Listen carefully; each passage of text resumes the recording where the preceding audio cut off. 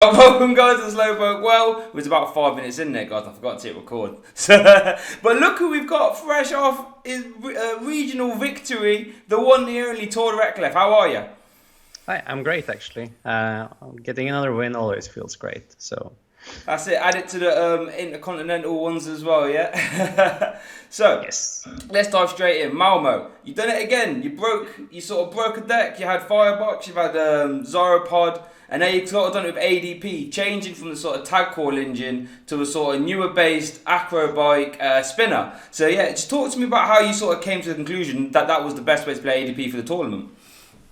all right. So I figured that ADP has a really strong strategy on its own because like half the people at the tournament are playing the deck, and for good reason, right? It's just really, really powerful. Um, Especially the station card is extremely good. You have an anti-brick ability basically. So instead of saying pass, you can always use the ability, Yeah. and it also attaches energy. So like it can power itself for next turn even, which is incredible.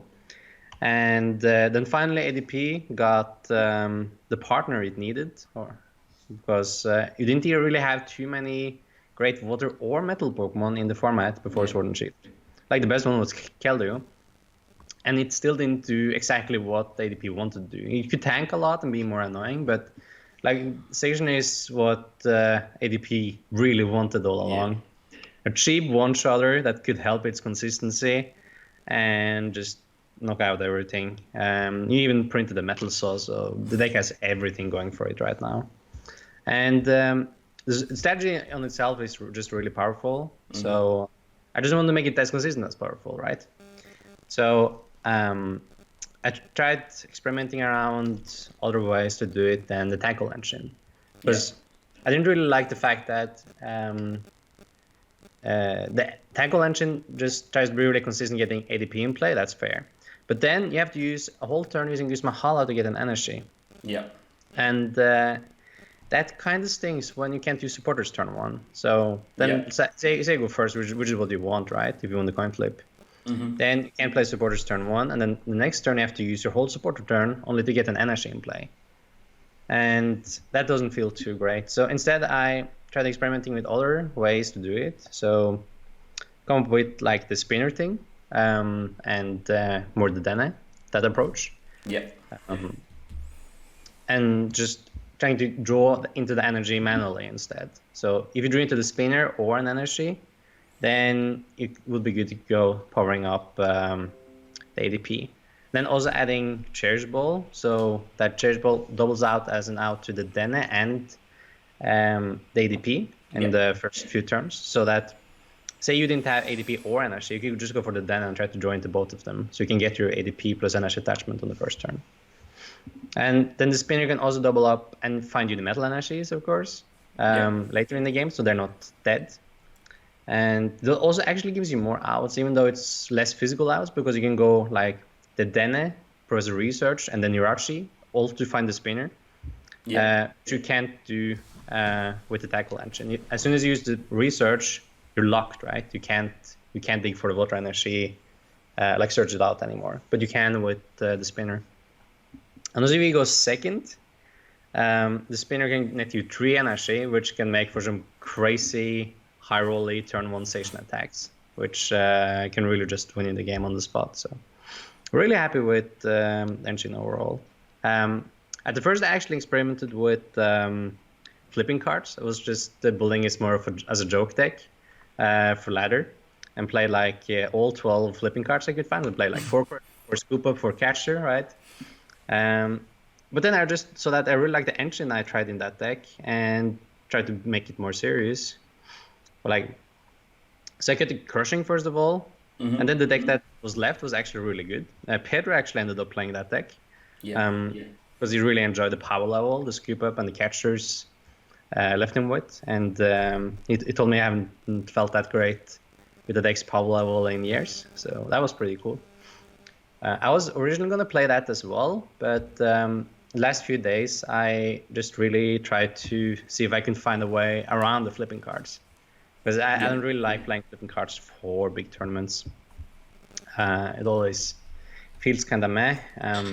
It was really strong though, kind of beat everything. But then I just decided to try out other things, right? I just cut all of them, and then I just tried to boost the consistency instead.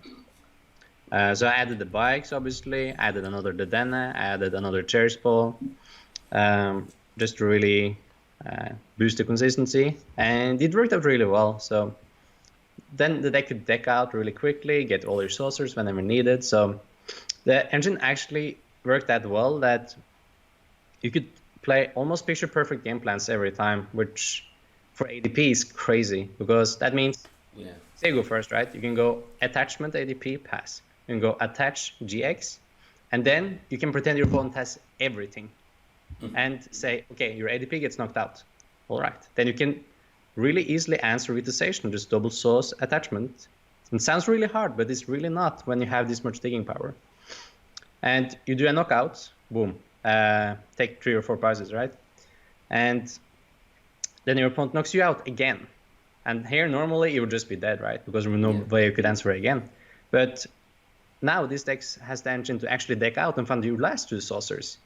So as long as you don't have any saucer in like last 3 prices, you can actually answer again. And that's really incredible, actually. So almost unbeatable on its own when you can just deck out and find everything. Of course, things can go wrong and you can discard things suboptimally, but it was doing what it needed to do really consistently. And that's, I think, what gave it an edge this weekend. Yeah, well, obviously, like it cleaned up super well for you.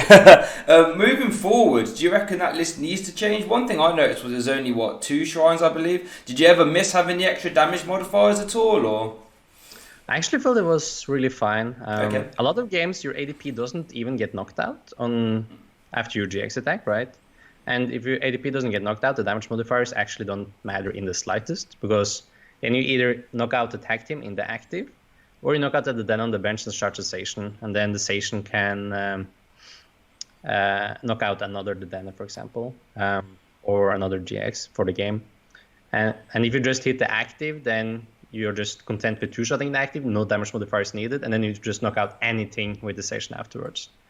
So if that all of those cases, the damage modifiers never matters, right? And it's all good. The Shrine, I felt it was enough. Obviously, it gets stopped by Swell, but I didn't feel it was that important. I rather wanted just dig through the deck because I felt it was much more impactful whether you could do an attack a turn or if you had extra 10 damage a turn. Say you had all these extra damage modifiers, but then you more often whiff an attack, right?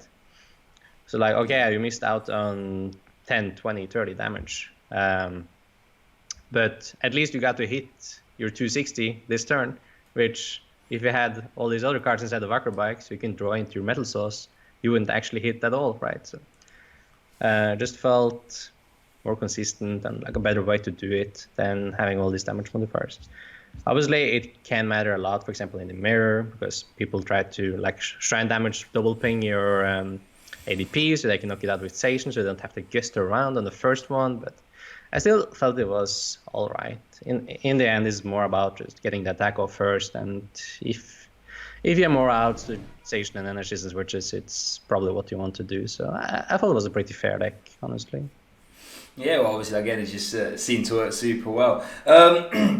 I imagine moving forward that people might try to combat this list. I imagine, like we just mentioned with like the damage modifiers, they might look to put stuff like Big Charm in, or like, you know, the Metal Core Barrier. Do you feel as if you could ever try and weave a Lysandre Labs to warrant that, or is that again too defensive and not sort of building towards your consistent engine? What card did you want to weave? Lysandre Labs, sorry.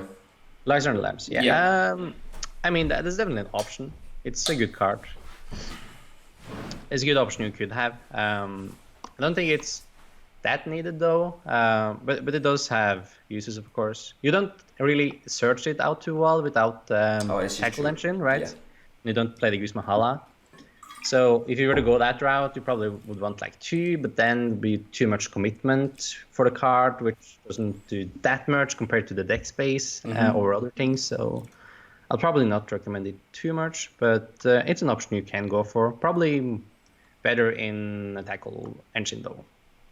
Okay, love that, love that. That's interesting. Now, see, I've been playing a bit of ADP myself, you see, and I found right with this sort of tag call engine, you sort of mid game, like they said, like you described, if your ADP does get one banged quite early, you are a bit on the back foot. And like I said, even if you do get the double saucer for your first station, if that goes as well, you really are in trouble town. You definitely don't get the yeah, that's one, right? yeah, So, that's it. Yeah, so as soon as I saw your list, I was like, oh, this is what I need. Acro bikes, the more search, more dig. This is exactly what I want. And I was like, it took someone's clever as you to work that one out. So, run us through your sort of day two and your sort of matchups. How do they sort of went? So day one, I went. Let's see, what did I even go? I think I went 7-1-1. Day one. Yeah. I was pretty happy with that. Just lost to Medi actually. Medi got me and played in mirror. But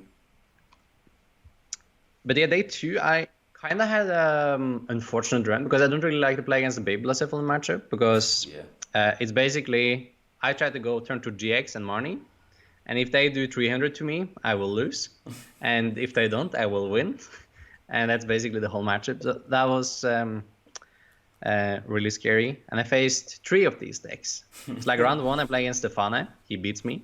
It was kind of fair. Felt like the matchup was pretty bad. He played really well, and he just beat me. Was really fair enough. Next round, I faced another Baby Blaze. I was not too happy about that, but him I actually managed to beat though, because I could do the turn to Marnie and he whiffed the attack, and I was able to win. Next round, playing stream against Filip Lisevsky, played Pika, and I win the coin flip, and he missed the turn on full blitz, and that's basically it, because then he can't keep up anymore. That's unfortunately how that matchup goes as well. Mm-hmm. If you can GX before they damage you, they will just struggle a lot. Yeah. I also drew really good against him. On top of that, of course, like even for my deck, I drew really good against him. Didn't have to discard like any resources at most points and stuff. Like at game 1 and 3 at least. Like game 2, I just completely break. Couldn't play a supporter that game. Happens again. I think that was my only true full break actually. Was my game 2 against him. So now I had won 2 games and lost 1. And since I started 7-1-1, and this was a relatively small regional, we didn't need too many points to actually get there. So the last 2 rounds, I actually went for 2 IDs. Oh, okay. Because I was paired into my 3rd Baby Blacephalon of the day. And he had 1 more point than me even, and he asked for the ID, and I took it. I didn't want to play that matchup.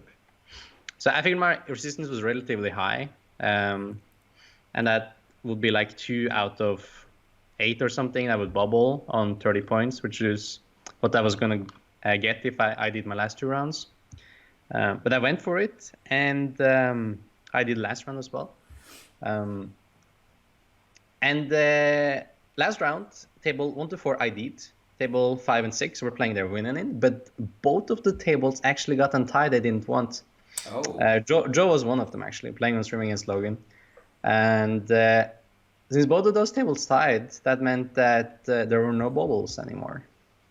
Since, they just all beat out themselves. No one had enough match points to contest our same score. So actually ended up being a really safe call, but felt really scary there and then. So I made it into top 8. Kind of cheaply after only winning like 2 rounds of the day, but felt pretty good. And I think I ended up being like 4th or 5th seed anyway. So even if they did win their matches, I wouldn't be the one getting kicked at least, because my resistance was relatively high. So I was happy with that.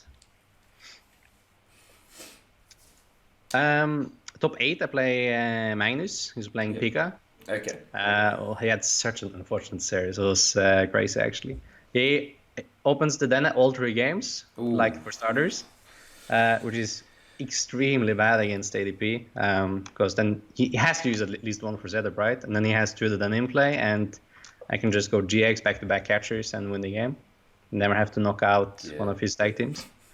But like first game at least, I go first even. He opens the den. I go pretty good start. ADP attach. Station, opening. So I used my Station ability. He 2 metal energies, like, cool, Oh cool. wow, okay. Attach both. That was really good on his own. But then Magnus goes attach lightning to the Dene and pass, like straight up. So I go research, no energy. Okay, acrobat. Oh, there's the energy. Okay, donk. So that was also a way to win, I guess. So I got the donk there.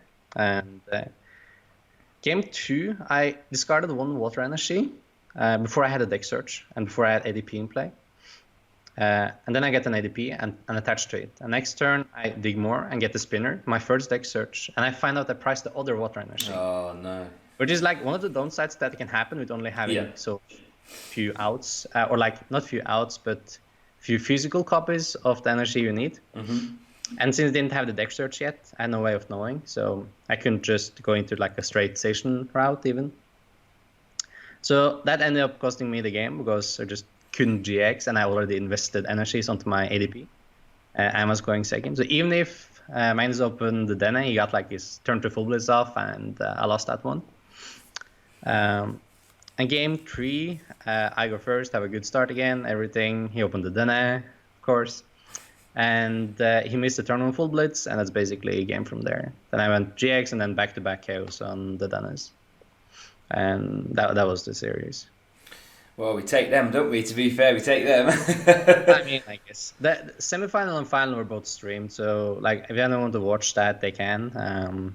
I just wanted to say that I was pretty fortunate in both of them. Like the mirrors are not too fun to play, especially if both players know what they're doing. I felt my list was pretty good though. I always looked like a Harold like crazy, but I was playing the faster version, so it was kind of warranted that I drew well, but they were really drawing suboptimal as well, and like whiffing every Intrepid Sword while I hit like crazy and on my swords. And missing supporters, I got all mine, so it was, even with the list differences, I was pretty lucky to just have so commanding board states in those games. For sure.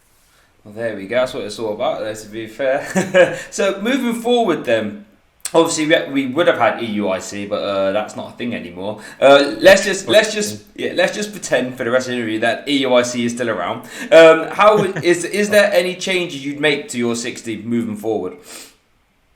Not quite sure. Maybe I would have a Fionn or another guest effect, or maybe an Absol for the mirrors. Because now people obviously play the same engine, or like they can at least play the same engine if they want a faster version of it. And then maybe you would want some kind of advantage. Me saying this, then if everyone does, you don't have any advantage anyway, though, so it doesn't really matter. But maybe try to gear the deck more for the mirror, because I just really think it's the best deck out there. It's been a long time since we had a deck that just looked so dominant with like no clear counters in the format. Like you can say you can counter it with Obstagoon, but Obstagoon has its flaws as well. And as you saw, we had a couple techs for it. I played my Oranguru research management, so if they go for the full setup, they will lose to research management custom catchers, because then you can still just guest around. If they go for the like solo Obstagoon plan with Resion, you can go Oranguru and confuse them, and eventually they will flip tails and lose. And if they want to get out of confusion, they have to bench something. And if they bench something, you can take more prizes by guesting again.